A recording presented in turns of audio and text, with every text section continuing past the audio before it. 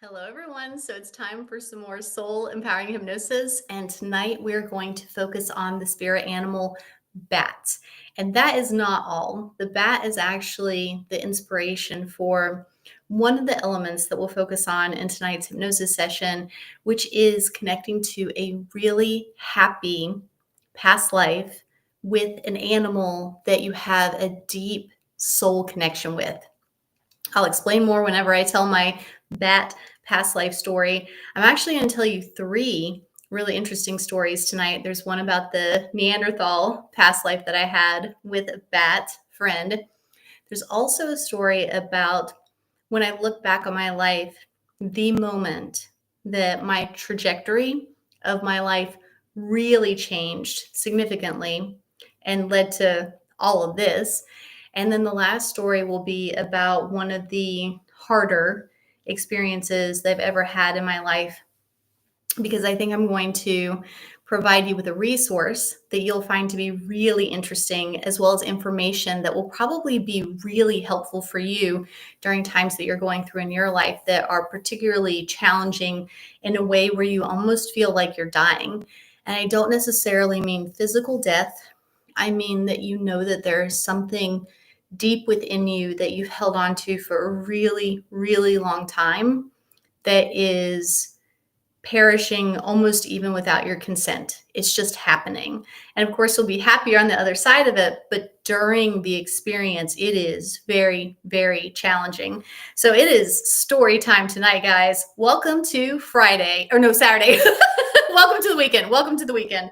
So we're gonna get into some really interesting stuff. Let's start with the bat. So that's tonight's spirit animal. The reason that the bat is so important to me is about 5 years ago, I was receiving a past life regression, and it turned into one of the most meaningful sessions I've ever had in my entire life. So I was taking a course, and my instructor knew that I didn't tend to go into past lives as a human. I have plenty of times before in the past, but just for that stage of my development, I wasn't really going into human past lives. And so my teacher said, Courtney, I'm specifically giving you the assignment of going into a human past life this time. And I was like, okay, I'll try. I don't know. I'm not like not doing it on purpose. And so I go into this past life, and I feel like my soul was jokingly finding a loophole, because instead of going into a usual human, I went into a Neanderthal. And I think my soul was like, haha, close enough. The instructor will never know. So I was like, all right, you guys are very clever. And then it became one of the most meaningful sessions I've ever had. The way that the session started is I saw these very light blue, almost white eyes. And they were very strange looking. Like the pupils didn't look normal. And at first, when I was seeing these eyes so close at the beginning of this session, I was thinking that it seemed kind of scary, a little bit ominous, like what on earth has those eyes? And then eventually things panned out a little bit so I could see more of what this creature, this being was. And I realized that it was a prehistoric bat, like a bit larger than normal. Again, very distinct eye color, not what you would expect to be part of a bat, maybe a bit fuzzier than normal as well. And I realized that I had somewhat trained, or let's be honest, the bat had probably trained me, so that when I would hunt, I would get these chunks of food. I would cut up these chunks of meat, and then I would sort of toss it up into the air, and then the bat would catch it, and we would go on walks together. I had this really interesting staff that I would walk with. This isn't about the bat, but I just think it's really neat, so I want to tell you about it. I got to feel what it was like to be a Neanderthal. And actually, if you do the research, their brains were really different than the typical human brain. And I wonder if that's part of what explains what I was sensing into as this Neanderthal person. I had the ability to touch plants with my hands like this. And the plants looked different too. Like they were sort of more prehistoric looking. I could touch plants like this, and I could use the conduit of the plant to sense into the well-being, the energy, the messages of planet Earth, which is really, really interesting to feel. I was definitely a lot more connected to nature in that lifetime. I intentionally lived by myself, even though I didn't have to. I wasn't ostracized. I wasn't hateful of people. I just really enjoyed my alone time. And I remember as I was getting older and I was still able to walk to the ocean, that I decided it is now time to wrap up this lifetime. I still have the ability to walk, but not for much longer. And remember, I was not with the other members of the community. So if I can't walk, I can't hunt, I'm not going to live. So I saw the writing on the wall and walked myself to the ocean. My bat had already passed.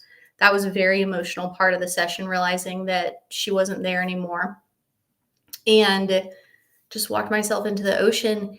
And what was interesting is the way that it felt like I died is that instead of dying, instead of drowning, it was like I became one with the water. And as soon as I became one with the water, I then immediately found myself emerging out of different water on a different planet where the color scheme was much more black and deep purple, like a really beautiful, think of Halloween colors, like that beautiful combination of black and purple on this other planet. And if I'm remembering correctly, I was something kind of like a white fish, like just leaping out of this purpley black planet with water. And as soon as I did that, like joyful leap out of that water, I saw the soul of my bat also as one of these white fish, joyfully, like so happy that I was back home with her. And we were reunited in this way on this other planet. And it was just so beautiful. And I've never seen anything like that before. Like I'd never seen this planet, these types of beings. And so as all of this was happening, and I'm finding out about this connection to this past life bat who's like my best friend, such a deep soul connection, I'm also asking, well, who is this? Like, who is this being? Do I know this being in my current life? And I find out, yes, sure enough, it was my current cat at the time. So again, this was a few years ago. And my cat at the time, her name was Football. She was this beautiful little Manx cat, just as wide as she was tall. And Manx cats have a naturally stubby tail. And so between like her stubby tail and her little nose and her body shape, she looked like a football, an American football, cutest thing in the entire world. She looked like a stuffed animal, like a toy. And what was amazing, and I did not piece this together until a couple weeks later, when I was thinking, I saw a cat, a different cat with a heart shape on its fur. And I remember thinking, this was like a couple weeks after the session, I was like, oh, I wonder if Football has any distinctive shapes in her fur. And then I remembered that years earlier, I had noticed and hadn't really thought about it again, so cleanly along her tummy, because she was a tuxedo cat. So she was almost all black, but then had a little bit of white starting here and then on her little mittens and socks, but then also along her stomach and her chest, right? And when she laid on her side perfectly, the outline of white made the shape of the Batman bat. So much so that I posted to Instagram one day a picture of that. And I was like, hey guys, what are you seeing here? And then everybody was like, Batman, Batman, Batman, Batman. So this cat had a bat on her stomach. Amazing. And during that session, and it's so funny too, as far as these like incredible things where you're seeing other lifetimes and other planets, how these very practical messages will also come in. So during that session, Football also managed to mention to me, hey, Courtney, remember when the maids came over a couple of weeks ago and you cleaned up everything to prepare for the maids? And that meant that you put away all of my toys. Could you please bring my toys back out? I had just like, I'd been so busy, I'd totally forgotten. So I think it's also funny that like I'm seeing all this incredible stuff and then my cat's over here like, can I get my toys back, please? So I ended up telling Charles not about Charles is my husband. So former husband, we were married for like 20 years. We're still great friends. We still talk about football all the time. We loved her so much.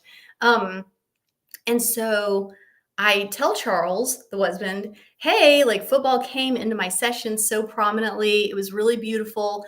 I didn't tell him anything because I was still actually really, really emotional. Like I don't have any emotions about it right now. I actually thought yesterday when I knew I was going to tell you this story, I thought I would end up crying while telling you this story. So it was deeply emotional for me at the time. So I didn't tell him anything yet about the past life, about the bat, nothing.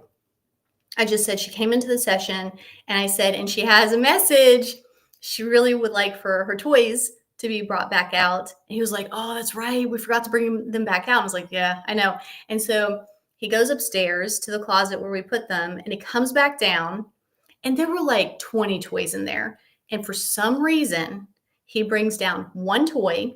It's a toy we had never played with her before. And the toy was something we had purchased during Halloween a couple months earlier.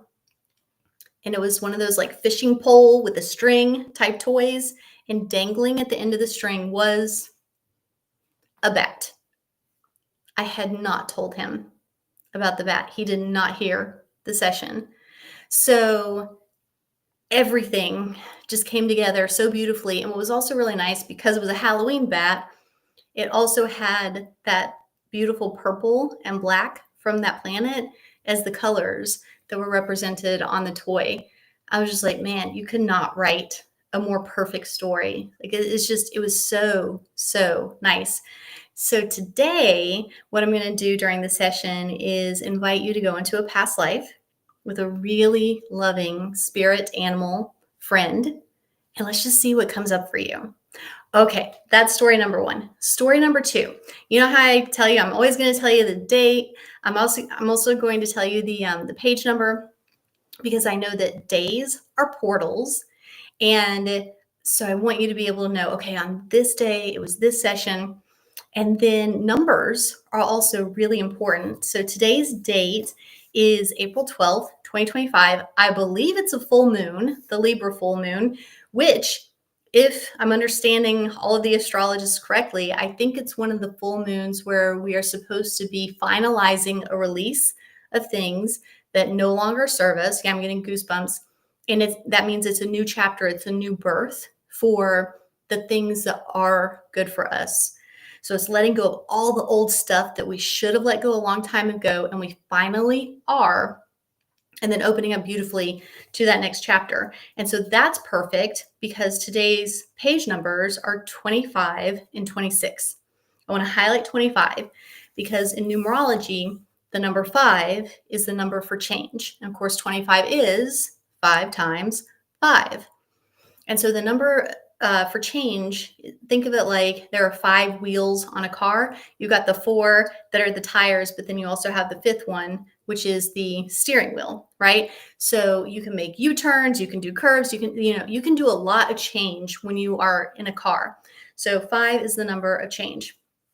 That takes me back to January 5th of 1996. And for some reason, I added it up just a few minutes ago. I've never done this before, but if you add up the numbers of 1996, you get the number 25. Interesting. So on January 5th, 1996, I was 16 and I was in Appalachia driving a pickup truck to high school. These are all real sentences. Like these are all real details. That was how I grew up. I was like a high school football cheerleader driving my pickup truck through the mountains to high school. And so I don't know why we even had school that day. We weren't even on late schedule. They had us getting there at like 8 o'clock in the morning, and there was black ice on the road. Now I'm 16. I'm not making good driving decisions.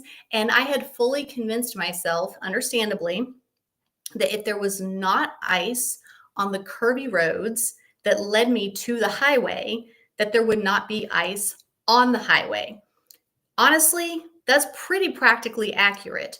What I didn't account for that I now understand is that I was driving behind people that were going really, really slow, as they should have been, on these curvy roads. So I wasn't slipping on ice because they were going so slow. I wasn't getting the opportunity to slip if I had been going as fast as I normally would have.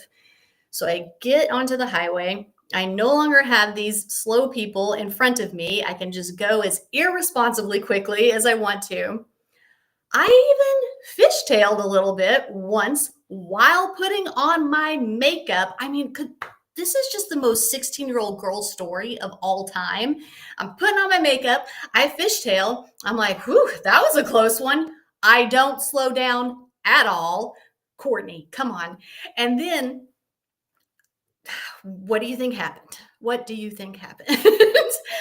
I end up hitting a second patch of black ice, and the vehicle ends up turning around 180 degrees so that I'm going backwards at like 60 miles per hour down a highway. I have another cheerleader in the back. It was an extended cab pickup truck. I have another cheerleader in the back.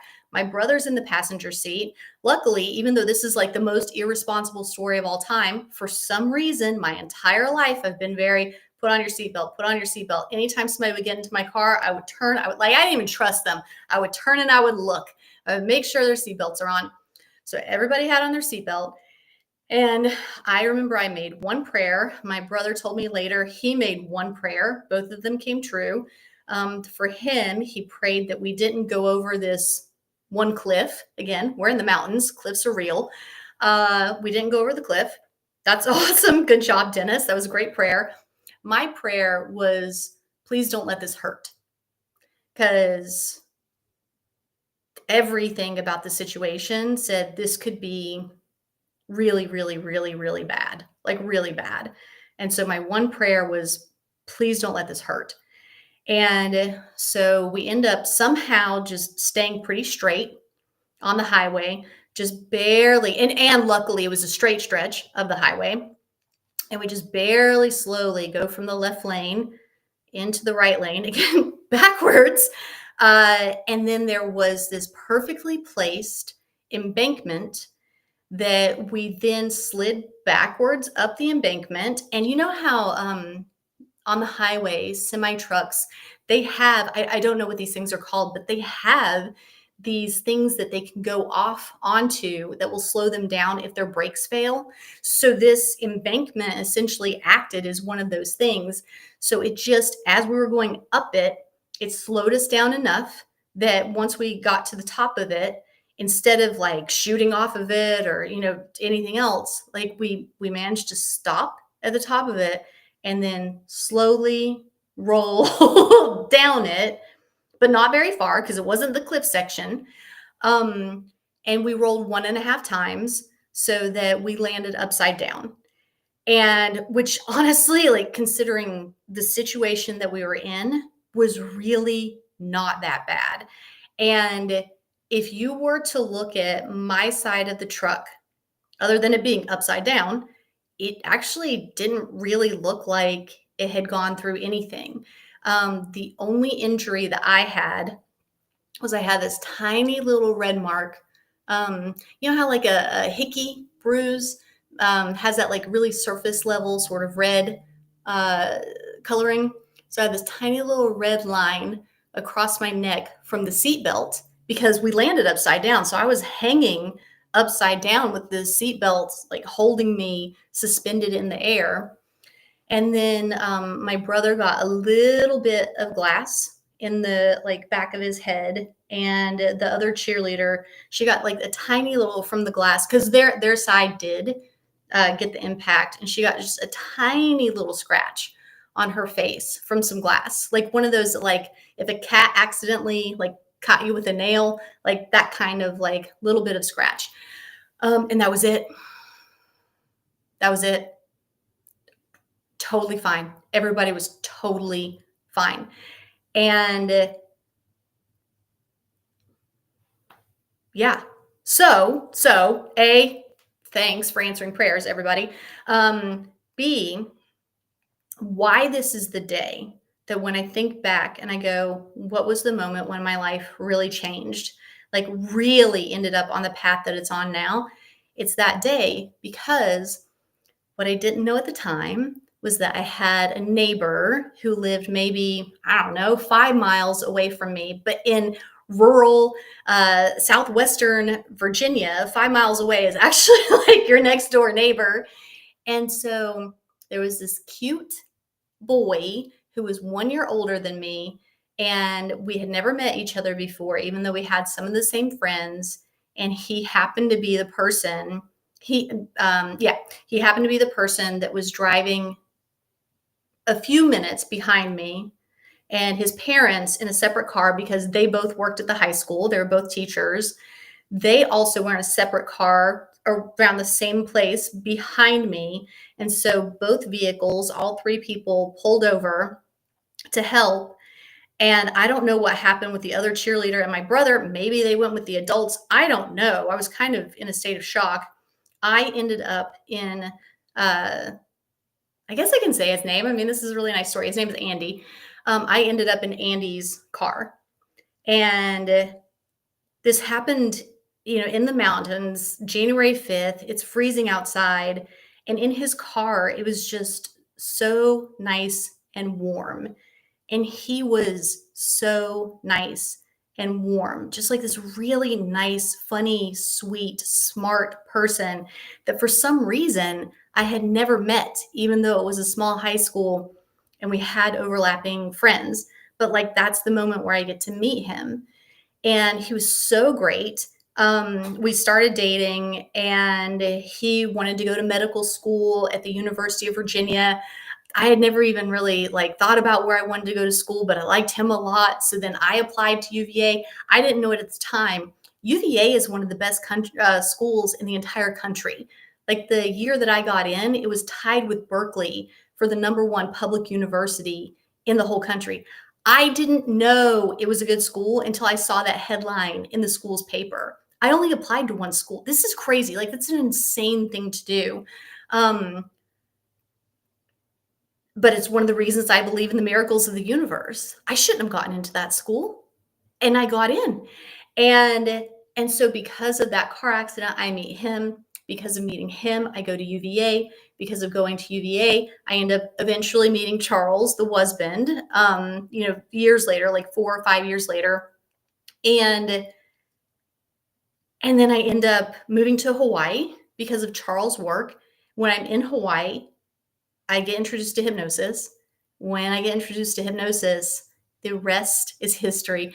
Oh my God, I'm dying. Whoever Kay is, I actually remember to open up the chat today. Whoever Kay is, they said Virginia Tech is better. Virginia Tech really is better for the technical degrees. So if Charles had gone to an in-state university for his software engineering computer science degree, he probably would have selected tech over UVA, but he went to Penn State instead because he thought their program was the best. So anyway, I love the sass from Kay. Thank you, Kay. Love you too. Okay. But it's that car accident. It's the #5. It's the thing that turns everything around. And then the final thing that I want to say, and I know this probably doesn't sound like that big of a deal, but it's a huge deal for me and also for my happiness. I didn't really know how to be joyful until I met Andy. I didn't really know how to be funny until I met Andy. He's the one who taught me how to be happy, how to be funny. And I don't mean he sat there with a booklet and he instructed me. He lived it. He was happy. He was warm. He was safe. He was funny. And we were together for about 2 years. And he had all of these things available within him that my family just didn't have. And so I didn't even know that I needed humor in my life, safety, happiness, joy. I just hadn't lived it yet. Like, I'd been 16 years without it. And then all of a sudden there was this really sweet guy who had all of these things, and I just soaked it up like a sponge. And I became happy, and I became funny, and I became, all of these things that carry me through to this day that are core parts of who I am. And he's really the one that was all dormant in me. And he's really the one that watered it and put sunshine on it. And he's the one that gets that credit. And it's because of that day in that car accident.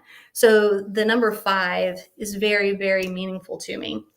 And it's also why I think that there are portal days. I think that January 5th is a big portal day. And you know how I do lives with Aaron on Mondays? His birthday is January 5th. Go figure. The final story that I want to tell you, and I think that this is going to be really important because I know that the energy is in the air right now of a lot of death and rebirth. And I don't necessarily mean literal death, perhaps, I don't know, but I mean energetic, like dark night of the soul. Like a lot of people are really going through it in a good way. Feels like shit, but in a good way, because what's on the other side of it is so much better. It's like a snake that has to shed its skin. You cannot stay in that tight skin. It's unbearable. You have to shed it. And then you're able to grow into like what you're meant to be. And so what happened, and if you guys know about astrocartography, that's wonderful, but it was newer to me a couple of years ago.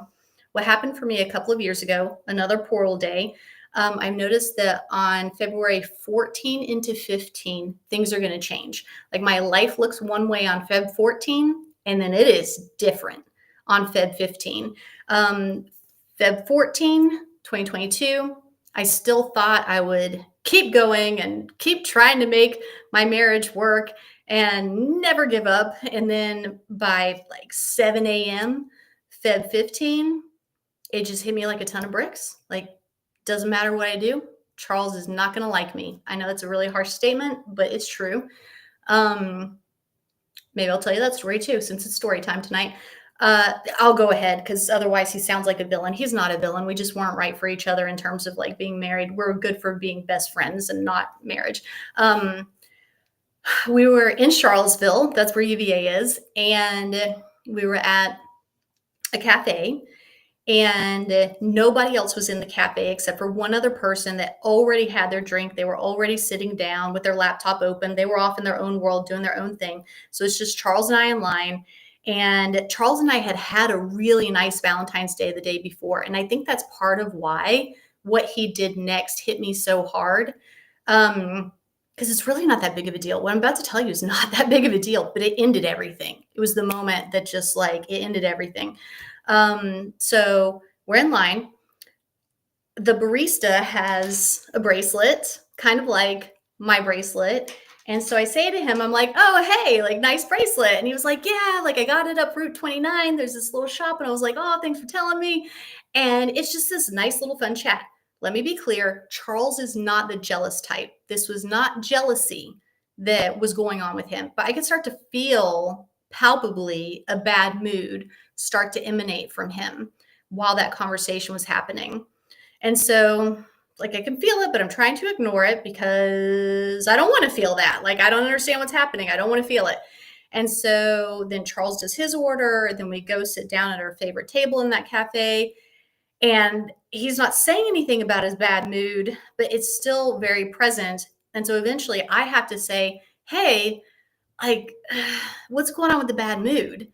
And he goes, and guys, sorry, don't get mad at me for this, please. Please don't get mad at me for this.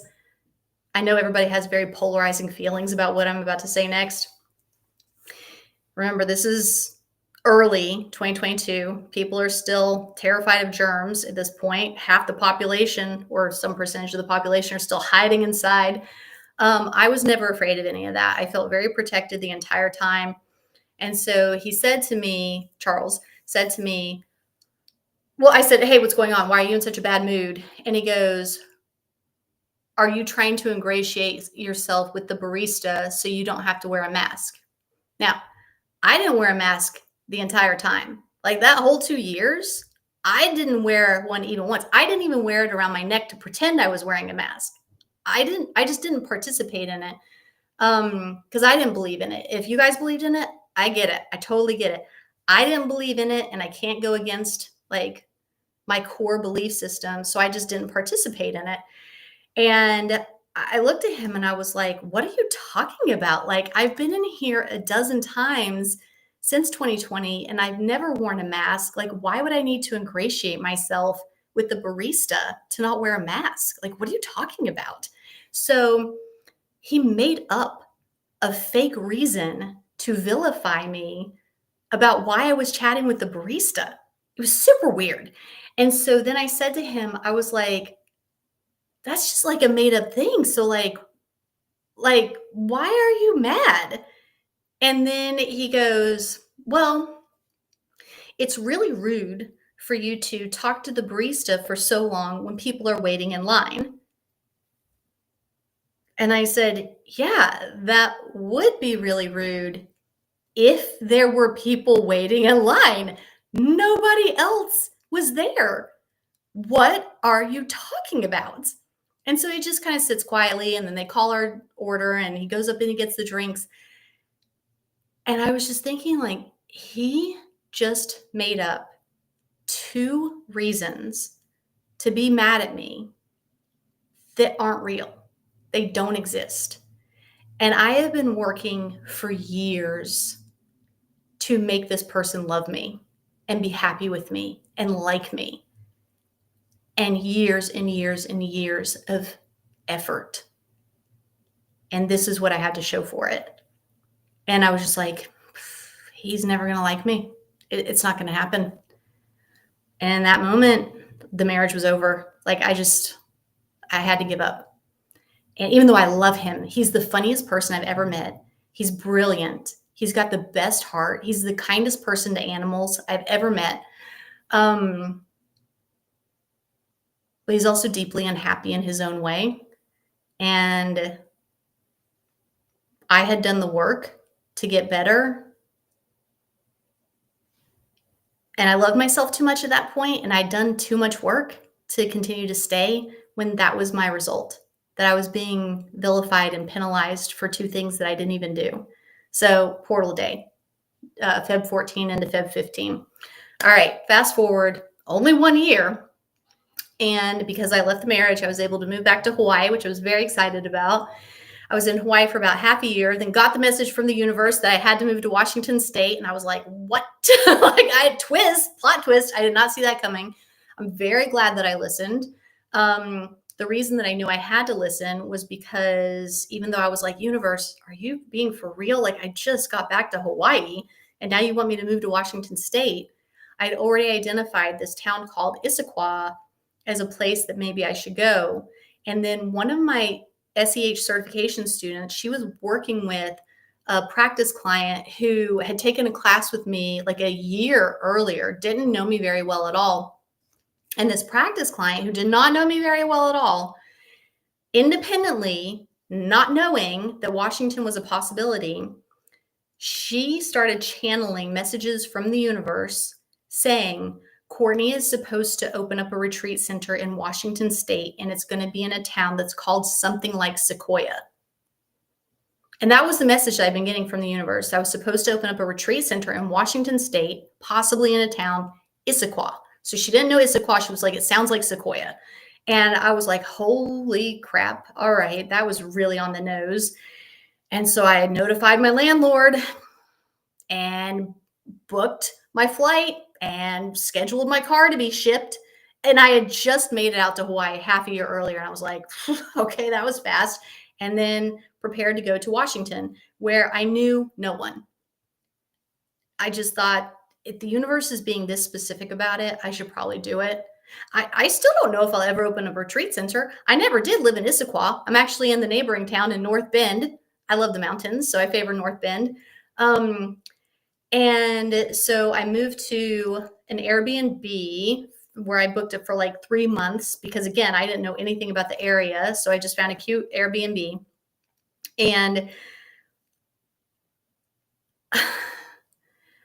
the best way I could describe the experience was I felt once I was actually in the Airbnb, which was really cute and had beautiful pictures, but to be in it, it was this very long, narrow, subterranean space that felt so claustrophobic and suffocating, even though, again, the picture is beautiful, but the only windows were these tiny little strips of windows that you would see if you were in a basement, just the way that it was structured. It had a front door, you could walk in, Everything was lit on this one narrow end of it, but the rest of it was just this totally walled in, narrow, dark, freezing. It didn't even have heating, it had floor heating, totally designed by a guy who doesn't get cold. I had so many clothes. So I'm like, I'm bundled up, I'm freezing. I've just moved from Hawaii. Where I was in Hawaii, I was in a second story, surrounded. Every wall was made up entirely of windows and all of this beautiful sun. I could see the Ko'olau mountain range. Like, I went from being in this very open, spacious, airy, sunny place into boom, almost no windows, freezing. I can't go outside because it's so cold and I don't have the right clothing yet. I've come from Hawaii. Like, I don't have anything that's the right thing to wear for these conditions. So I'm stuck inside. And it was so bad. I honestly felt like I was dying in a very weird way. Like, my hair, sorry to be like TMI, my hair started falling out, not in the way that you would be able to see that, like, I didn't have bald spots or anything like that. But what was happening in the shower, it was too much hair. Like, it was too much hair. And I was like, this is not good. I had weird periods where I was like bleeding so much. And I was like, I don't know what's happening. Like, I don't think that I'm dying, but I have to also wonder, like, am I kind of sort of dying? Like, what is happening? It was pretty hellish, to be honest. And while I was there, I kept thinking about, I feel like a moth in a cocoon, not a butterfly. I feel like a moth in a cocoon because there was something so much more like dark about it. I feel like a moth in a cocoon. And then eventually, one of my things that I love to do is go back and watch Lost every now and then. And in the first season, there's an episode where John Locke is talking to Charlie. And John Locke tells a story about that when the moth is trying to emerge from the cocoon, you cannot help it out. It has to get out on its own. The way that it gets out is it squeezes itself through a very tight hole, but in the process of working itself out of this hole, that's where all of its strength comes from. It is strengthening its body while it's allowing itself or willing itself to be born. And to help it out is to actually kill it. It's to weaken it so much that it dies. So the kind thing, the best thing to do is to actually let it go through the suffering and the struggle so that it can survive and it can be strong when it finally emerges. And so I'm watching that and I'm like, I knew it was a moth cocoon that I was in, right? And so eventually I do end up leaving this Airbnb about a month earlier than I was expecting because I find North Bend and I moved to North Bend and I'm like, this is it. I love, like, this place makes me feel happy. And I was right. This is like where I am right now is a place that I moved to. I have never been happier. This is my spot. Like, I love this home. I love this town. I love this state. It's so great.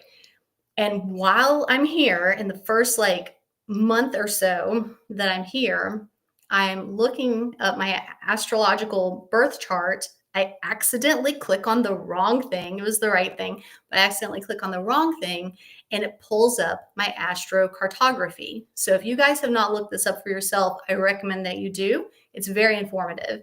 And so when I accidentally click on this wrong thing, what pops up is a map of the world and then these lines. And I'd actually been aware of this a few years earlier. And what I noticed a few years earlier was that I had a disproportionately high amount of lines that go right around Hawaii.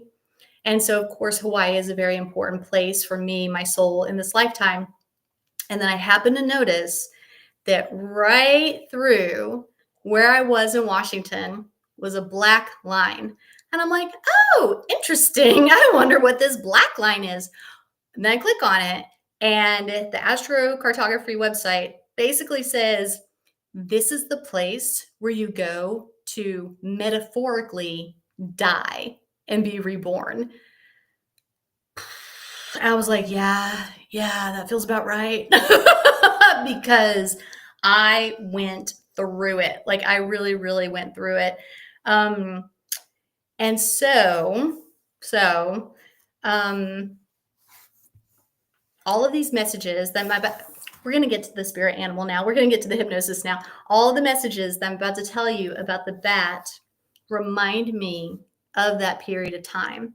And like I said, I know that globally, a lot of people are going through a similar type experience where the old is just being shed in such a fierce, fast way that it can feel very jarring and alarming and can feel like a metaphorical death. So I just wanted to tell you that story, to give you that resource about astrocartography, but to also say, please hold out hope. Please hold out faith and trust and belief that really, truly, not just as a nice thing to say, but really, truly on the other side of it is something that is so good, like so much better than what you were experiencing before all of this. And I'm a living testament to that. And if you're going through it right now, I wish you well. And let's also have the bat send you some good energy. So we're using the usual book, Animal Spirit Guides by Dr. Stephen Farmer. If you don't have a copy, I highly recommend that you get one. It's a great book. All of my hypnosis students love it. My hypnosis clients, they love it. Like, it's a really, really wonderful resource. So this says, if a bat shows up, it means let go of those habits and attachments that no longer serve you and welcome the changes that are long overdue. All right, next bullet point. The ordeal that you're facing is a necessary part of your transformation and an initiation into a much more spiritually directed life. Next bullet point. It's time to confront and conquer your fears, trusting that doing so will bring about dramatic and beneficial changes. Final bullet point. Mingle and socialize more with others, perhaps by joining ongoing classes or group activities that you think you'd enjoy. So whether it's these group events or I just started a meetup near Seattle where we're going to be enjoying Dr. Brian Weiss's Many Lives, Many Masters. We're going to be doing a book club on that book. I also, because I have such an extreme personality, why set up one book club when you could set up two? So I'm also going to have a book club going over Dr. Joe Dispenza's Becoming Supernatural. So that's my socializing that's coming right around the corner. If you're in the Seattle area, it's going to be this beautiful restaurant in Sammamish, and we're going to meet on April 23rd as our first meeting date. And when I was there a few days ago to scout the location, as I was leaving the building, a huge rainbow in the sky. So very auspicious. If you're out there or out in the Seattle area, please, please, please come. And you can find us on Meetup. And if you don't find it, just email me, Courtney@CourtneyStarkey.com, and I'll send you the link so you can RSVP. And then also, if you're not in the Seattle area, I've got something great for you as well. Actually, tomorrow, April 13th, I'm hosting my monthly group hypnosis event for my SEH group hypnosis members. If you're not a member, definitely sign up. You can find that resource on my website, CourtneyStarkey.com. If you're watching this recording later and you're like, I missed it. If you're a member, you have access to all the recordings and you can just join us for the May meeting. So you'll still get to enjoy the community camaraderie that comes with the group hypnosis membership. Okay, everybody. Thank you so much for story time. Let's go ahead and get ready for some hypnosis. So grab your favorite blanket, grab your favorite pillow, and get nice and cozy. And as you're getting nice and cozy, I just want to go ahead and remind you of the resource on my website, CourtneyStarkey.com. You can work with me one-on-one. You can book your one-on-one hypnosis sessions.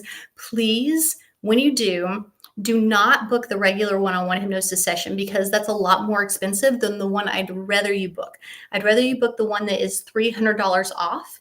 And when you book it, the reason that you're getting $300 off is because we'll also have a very quick, zero pressure conversation about if you would be interested in signing up for the SEH certification training. And genuinely, there's no pressure. I'm going to ask you one question, and the question will be, what would you like to experience if you were to sign up? What would you like to get out of the program if you were to sign up? And then I'll just ask you if you have any other questions for me. So literally $300 off just to have that quick conversation. And you might be thinking, Courtney, there's no way I'm going to sign up for the certification training program. Like, I've never thought about doing that in a million years. I've seen it too many times. I've seen it so many times when people have one SEH session and they're like, that made a difference. Like, I need to do more of this. And it's made such a difference in my life. I want to be able to help other people with it. So I've just seen it so many times. I'm like, we might as well give you a discount, plant the seed in your head that you're even thinking about maybe signing up for the certification training program. And then if you do decide to sign up, 100% of the cost of that session gets applied to your tuition. So it's a totally free session, and you get to go on this amazing path of a ton of soul empowering hypnosis so that your life upgrades really, really quickly and beautifully. Okay, I hope I've given you enough time to get really nice and cozy, get ready for some hypnosis, because we're about to go in. I'm going to close my eyes along with you. And beginning to enjoy the feeling of having your eyes closed.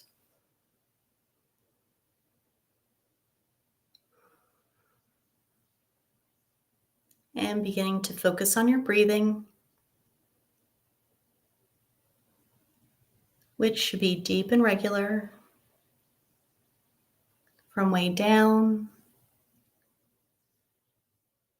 to way up.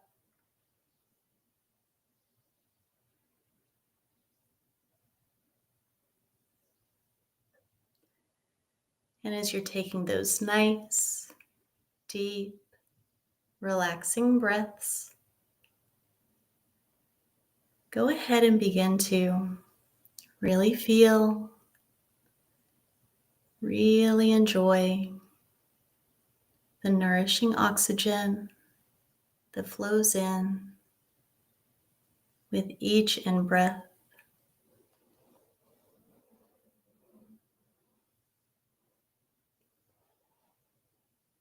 Beginning to really feel, really enjoy the peaceful energy, the nourishing energy, the soothing energy that flows in with each in-breath.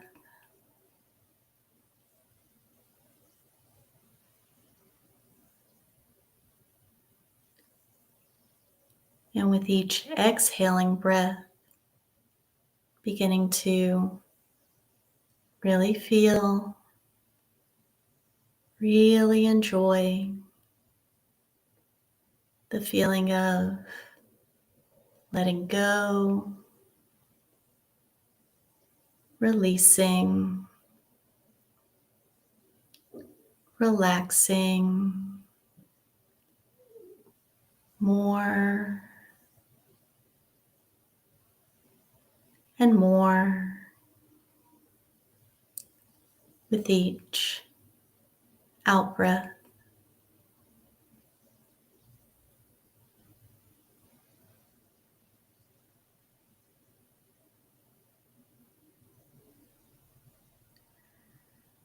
And as you continue to take those nice, deep, relaxing breaths, go ahead and from your heart, send out an invitation, a request, inviting in a really warm, loving, protecting energy.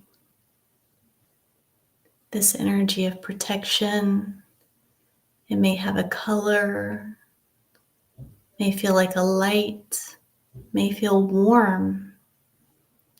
As this energy of protection begins to flow from the top of your head all the way down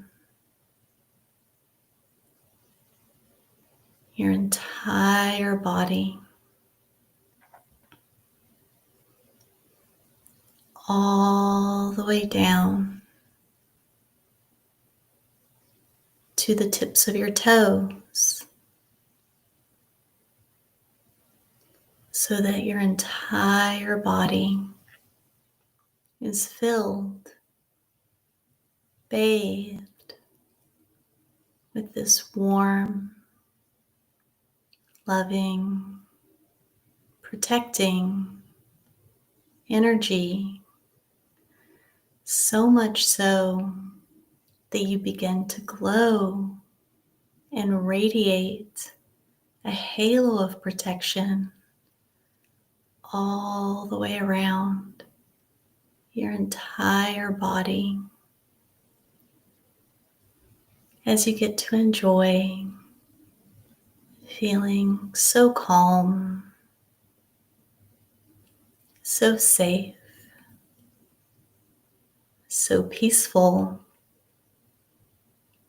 and so protected.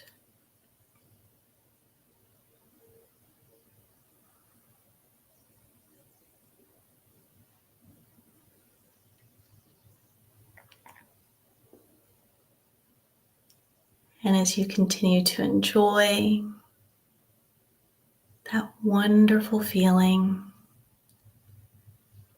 go ahead and from your heart, send out this invitation, this request to your soul, your guides, your spirit friends, your spirit animals, including the bat, sending out this invitation from your heart, saying these words from your heart. I am open and I am ready for the loving wisdom, the healing energy, the powerful shifts, the positive changes. I am open and I am ready.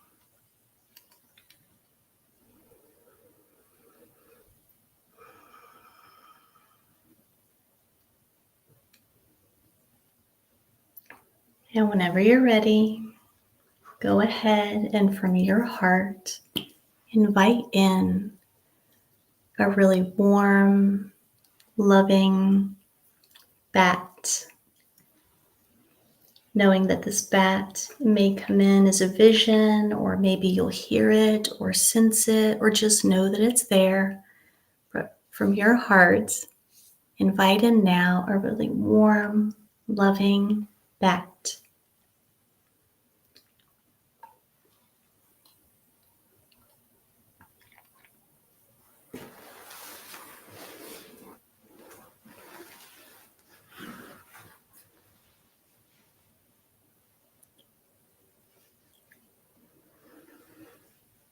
And honoring however the bat shows up, whenever you're ready, go ahead and ask, what would this bat like to share with you?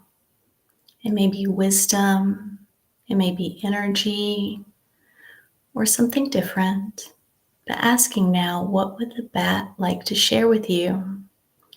And know that you can always ask the bat follow-up questions, clarifying questions, if you'd ever like to know more.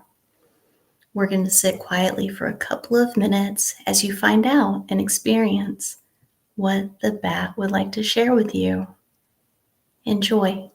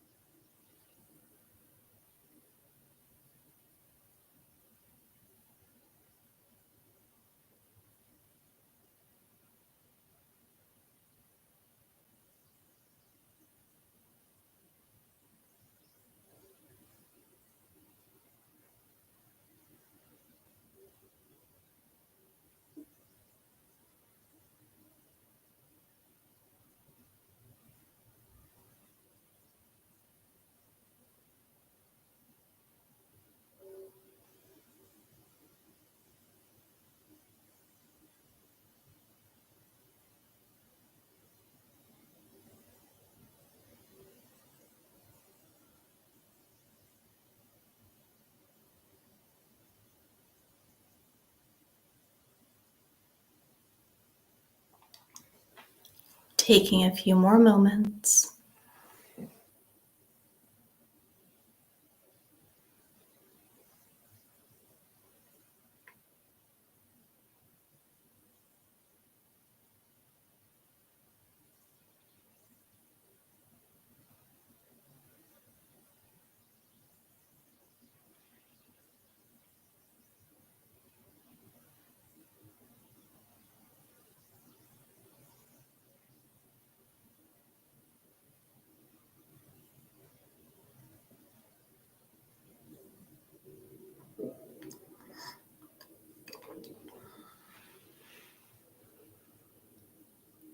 And whenever you're ready, we're going to journey so easily, so peacefully to a very happy, loving past life memory.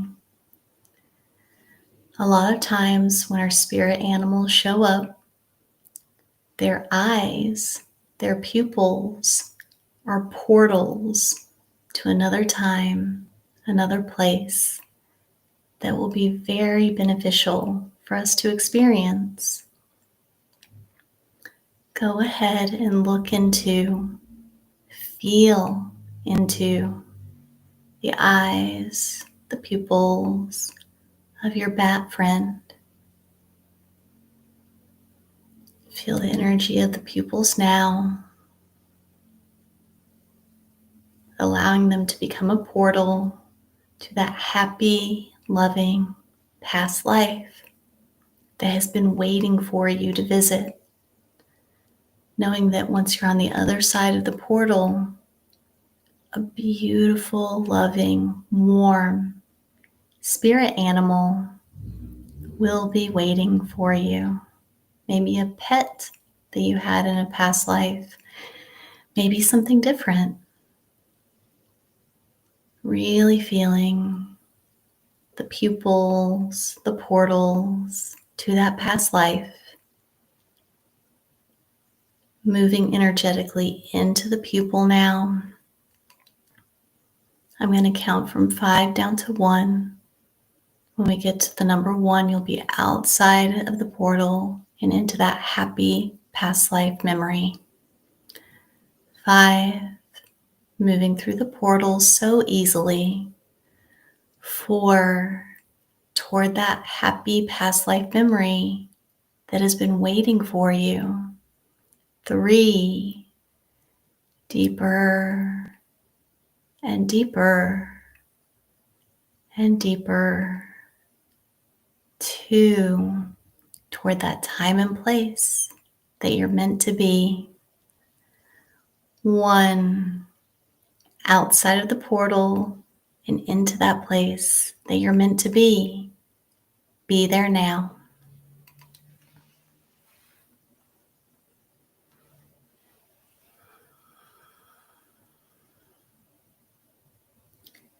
And taking a few moments to orient yourself, begin to notice, are you inside or outside?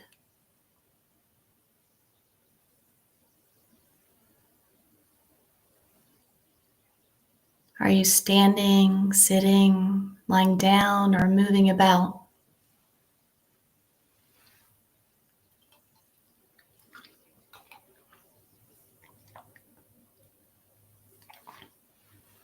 What is around you?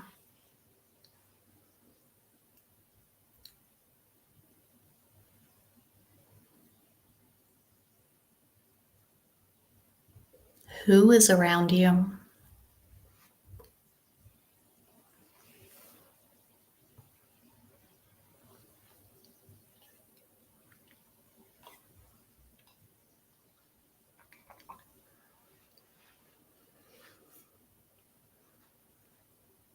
And maybe you're already aware of who this happy past life animal is, or maybe it's about to come to you now. If it's not already there, invite it to come into your awareness now.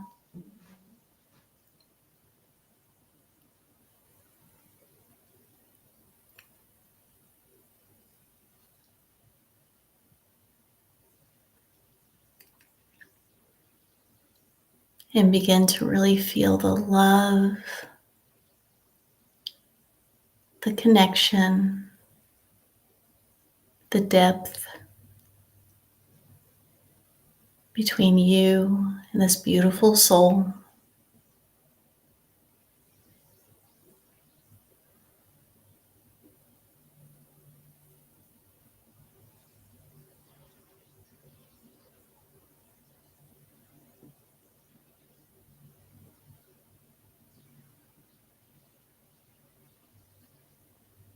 When you're ready, look into the eyes of this friend, and you can probably figure out who this is in your current life.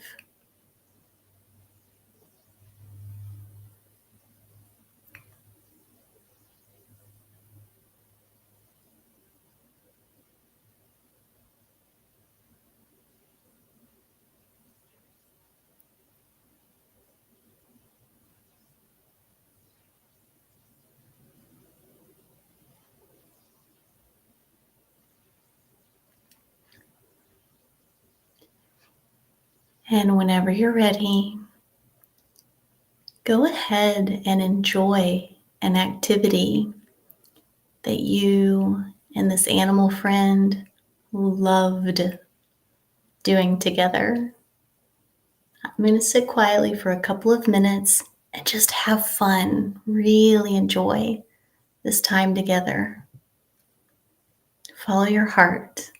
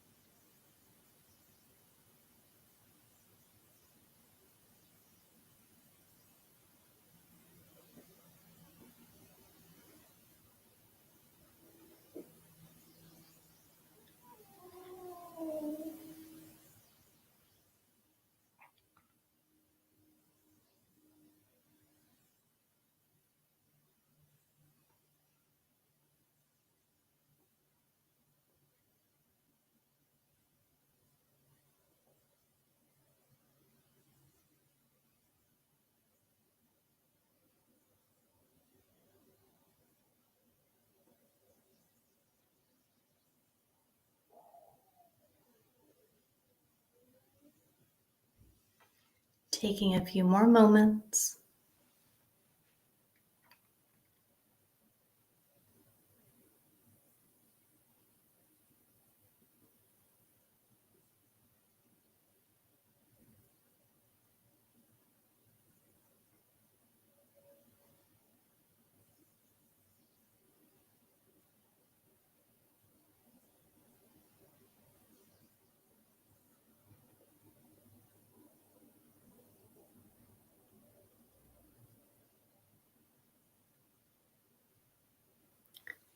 And whenever you're ready, turn your attention to your energetic and your physical heart and really feel the love from that lifetime, from that connection.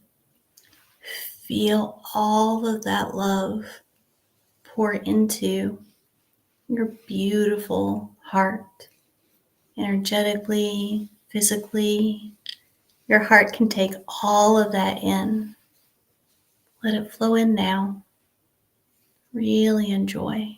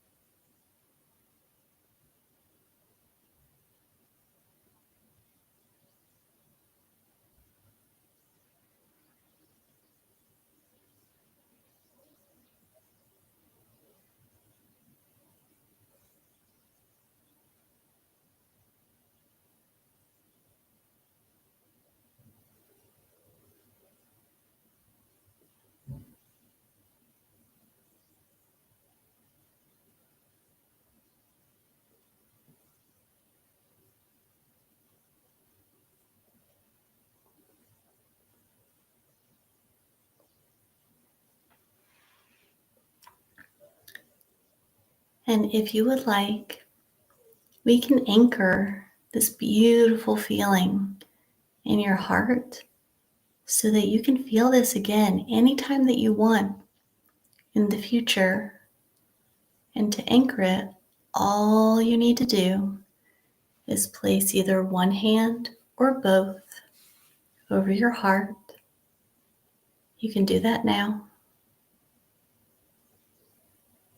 And any time in the future that you want to feel this love, this connection, this energy, this warmth, all you need to do is place one or both of your hands over your heart, and it can connect you right back in to this beautiful feeling. This feeling is always within you, anytime.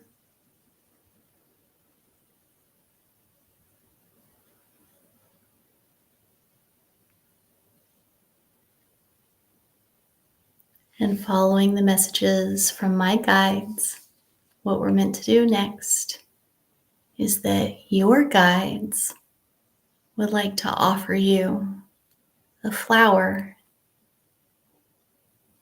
Let them surprise you. Let them give you the flower that is just perfect for what you need at this moment.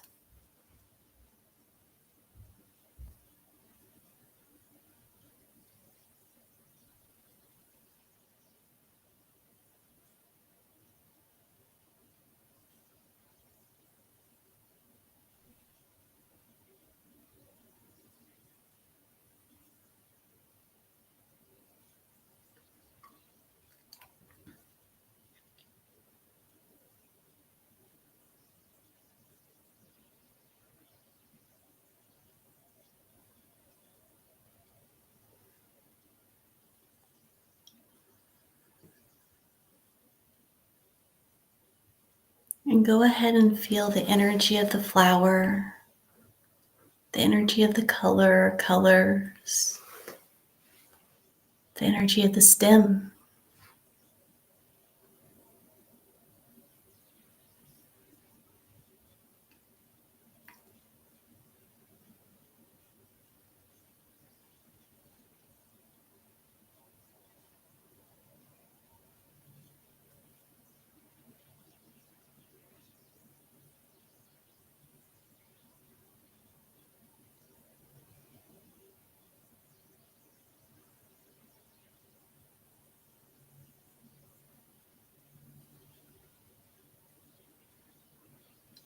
And whenever you're ready, go ahead and ask your guides, the universe, why this flower?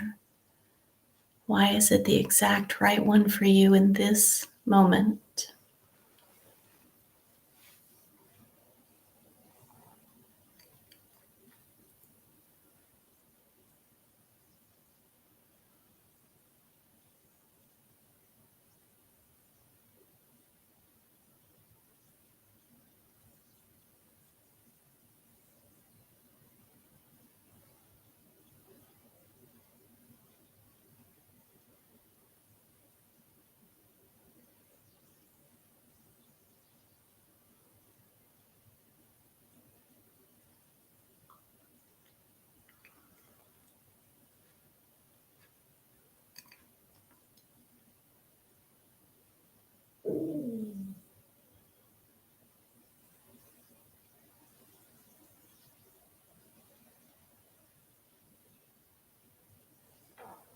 Taking a few more moments.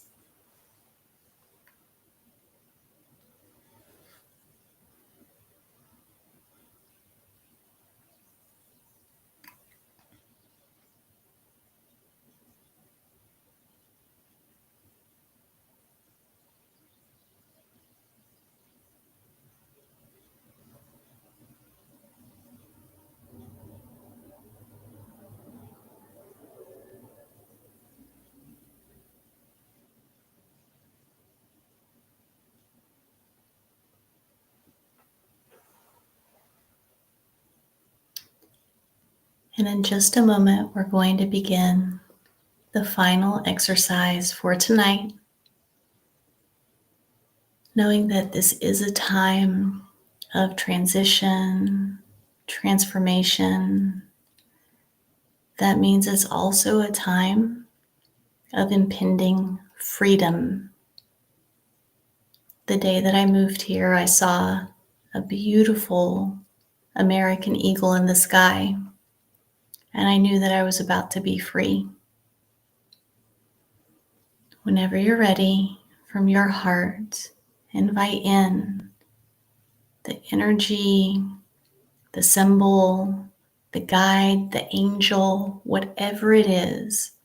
Invite in the thing that will help you to know that whatever it is that you're going through, you are free and you're about to be even freer.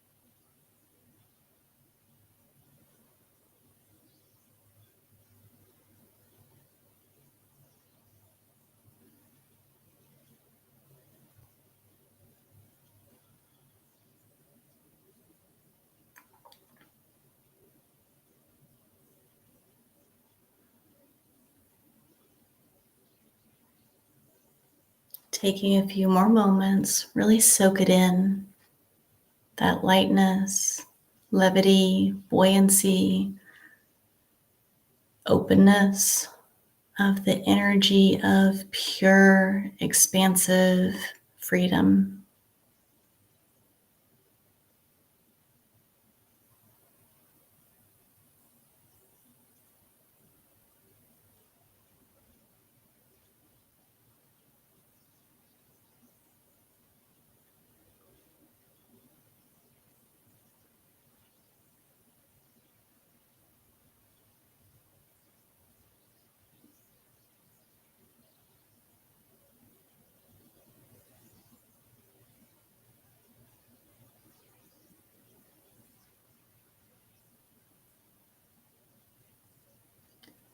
Taking a few more moments.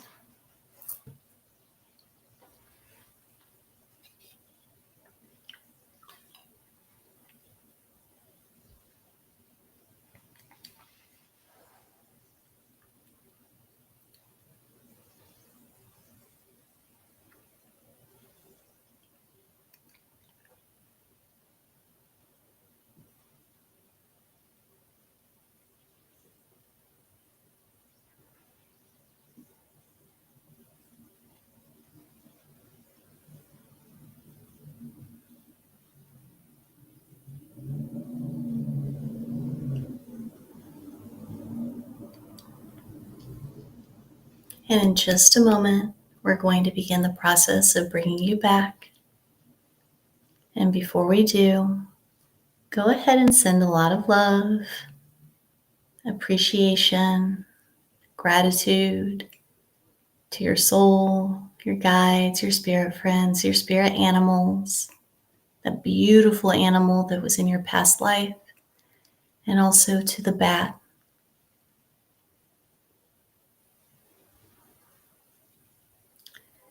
And allowing these friends to reciprocate and to send their love, their appreciation to you as well. Really feeling how much they support you, are rooting for you, cheer you on.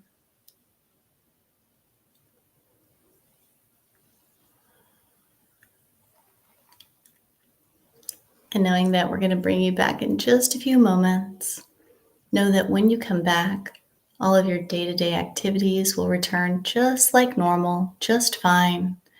Like driving, grocery shopping, dialing phone numbers, all of those activities will return just fine.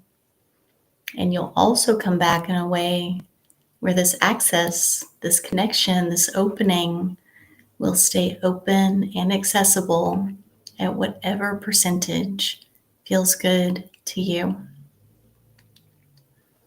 Beginning the process of coming back now to this time, this place, the cozy cushions underneath you. Returning your focus to the sounds inside of the room and the sounds outside of the room. Returning your focus to your wonderful body and your wonderful breathing. And now, as you're focusing on your breathing, really feeling, really enjoying the enlivening energy that flows in with each in-breath, the vivacious energy that flows in with each in-breath, the enthusiastic energy that flows in with each in-breath. And then taking 2, 3, or 4 more really enthusiastic, really energizing in-breaths. And then opening your eyes, wide awake and alert, and all the way back now. Welcome back, everybody. And so knowing that you have the ability to write in the comments, I would love to know, what flower did you get? I got a tulip. It was a really nice pink tulip, which is great. And then there's a great book. Unfortunately, I don't have it up here in front of me right now. It was co-authored by Doreen Virtue, and it's about flowers. It's like a combination of angel energy and flower energy.